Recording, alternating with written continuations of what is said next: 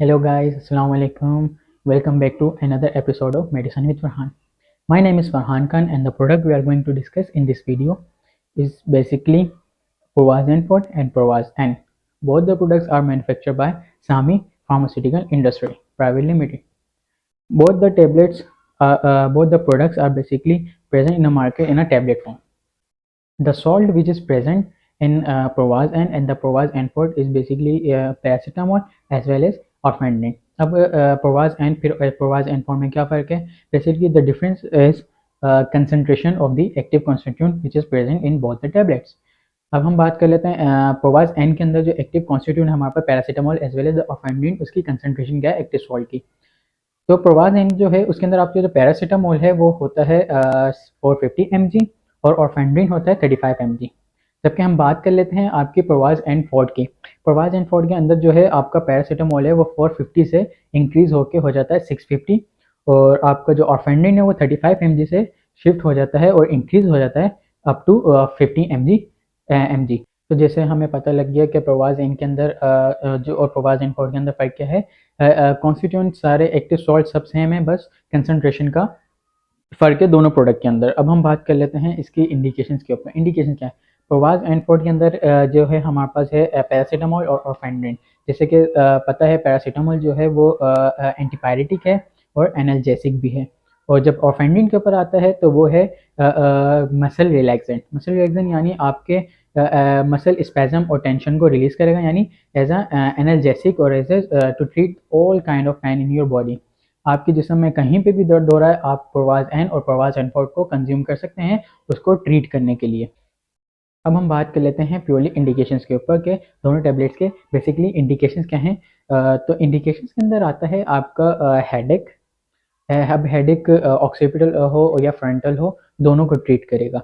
उसके बाद आता है आपके अगर मसल्स के अंदर स्पैज़म हो चुका है बॉडी के किसी पार्ट में, सबको ट्रीट करेगा बॉडी के किसी पार्ट में, लेकिन ज़्यादातर जो इसके स्पेसिफिक एरियाज़ को अगर मेजर किया जाए या टारगेट किया जाए या आपके हेड और नेक के एरिया अगर स्पैज़म हो रहा है मसल्स के अंदर तो उसको ये बहुत अच्छा ट्रीट करता है। ओवरऑल बॉडी में कहीं पे भी पेन हो आप उसको ट्रीट कर सकते हैं क्योंकि इसके अंदर ऑर्फेनिन सिट्रेट है और एज वेल एज पैरासीटामोल है, वो भी एक एनाल्जेसिक है तो वो पेन को ट्रीट करता है। तो इस हम बात कर लेते हैं अब इसकी कॉन्ट्राइंडिकेशन की। बेसिकली यानी कौन सी कंडीशन के अंदर हमने प्रोवाजेन और प्रोवाजेन फोर्ट को नहीं देना। यानी अगर आपको ग्लूकोमा की कंडीशन है, यानी अगर आपके अंदर आँख में कोई प्रॉब्लम है तो एक ग्लूकोमा बेसिकली आई डिजीज़, तो उसके अंदर हम नहीं देते, वो डॉक्टर इसके अंदर रिकमेंड नहीं करते। और एज वेल एज अगर आपको मिस्थैनिक ग्रेविस हो यानी मसल्स का कोई प्रॉब्लम हो, एक कंडीशन आती है मसल की जिसे मिस्थैनिक ग्रेविस कहते हैं, उसके अंदर नहीं देते। अगर आपको क्या कहते हैं पैरासीटामोल या ऑर्फेनिन जो कि एक्टिव कॉन्स्टिट्यूएंट हैं आपके प्रोडक्ट के, अगर उसको आप किसी भी इंडिविजुअल को उससे हाइपर सेंसिटिविटी हो तो उसके अंदर हम नहीं देके, या तो आपकी बाइलरी या पाइलोरिक ऑब्स्ट्रक्शन हो तो उसके अंदर भी हम प्रोवाज एन या प्रोवाज एन फोर्ट को नहीं देते क्योंकि इसके अंदर ये मेडिसिन जो है कॉन्ट्राइंडिकेटेड है। उसकी वजह से आपको कोई भी हाइपरटॉक्सिसिटी, किसी भी किस्म की टॉक्सिसिटी देखने को मिल सकती है। अब हम बात कर लेते हैं स्पेशल वार्निंग्स और precaution you should be take before consumption of the Provas and Forte. Basically अगर आपको हार्ट की कंडीशन है, एक कहलाती है एरिथमिया। अगर आपको एरिथमिया है या तो आपको टेकिकार्डिया जिसके अंदर का जो आपका हार्ट है वो नॉर्मल से ज़्यादा बीट करता है, तेज़ बीट करता है, तो उसके अंदर हम प्रोवाजेन फोर्ट या प्रोवाजेन दोनों नहीं देंगे। या तो फिर आपको अगर किडनी का प्रॉब्लम हो या तो फिर आपको लीवर डिसफंक्शन हो तो उसके अंदर भी हम आपको प्रोवाजेन या प्रोवाजेन फोर्ट नहीं देंगे क्योंकि पैरासीटामोल और ऑर्फेनिन इन दोनों कंडीशन के अंदर इन दोनों का आपकी जो बाकी बीमारी है डिजीज़ है इसको एग्जेजरेट कर देती है और वर्स कर देती है, तो इन दोनों के अंदर हमने नहीं लेना। पर अब हम बात करें कि प्रेगनेंसी के अंदर ये ड्रग लेना सेफ़ है या नहीं है। बेसिकली प्रोवाज एन और प्रोवाज एन फोर्ट जो है मेडिसिन, हर मेडिसिन की अब इसके लिए आपको समझ में रहेगा हर मेडिसिन की ना एक कैटेगरी होती है। प्रेगनेंसी के लिहाज से वो कैटेगरीज मेंशन की गई हैं FDA की वजह से। तो आपको वो ज़रूर देखनी चाहिए हर प्रोडक्ट के बारे में कि कौन सी ड्रग किस कैटेगरी में लाइक करती है, क्योंकि हर कैटेगरी का एक तरीका है, उस हिसाब से आप उस मेडिसिन को कंज्यूम कर सकते हैं।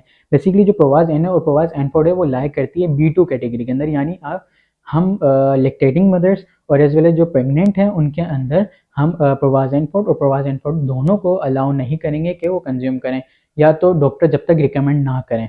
वन मोर थिंग, हमने प्रोवाज एन और एन फोर्ट हेवी मशीन ऑपरेटर्स और जो लोग ड्राइविंग की जॉब करते हैं या ड्राइविंग करते हैं या ड्राइविंग कर रहे हैं, वो बिल्कुल भी कंज्यूम ना करें ड्राइविंग के टाइम या मशीन जब ऑपरेट करें उसी टाइम, क्योंकि इसके अंदर है ऑर्फेनड्रिन जो कि एंटीकोलिनर्जिक है और वो आपको सेडेशन कोज कर सकते हैं बेसिकली। इसलिए हम मना करते हैं कि ये वाली प्रोडक्ट जो है आप कंज्यूम ना करें कोई भी काम करते हैं, यानी जैसे ड्राइविंग करते हुए या मशीन को ऑपरेट करते हैं, उसकी वजह से आपको किसी भी हादसे का सामना हो सकता है, तो इस चीज़ का एहतियात रखें। जैसे कि आपको पता है हर ड्रग के साथ कुछ ऐसी मेडिकेशंस होती हैं जो आप को करंट में नहीं ले सकते, यानी दोनों एक साथ नहीं ले सकते साइमल्टेनियसली।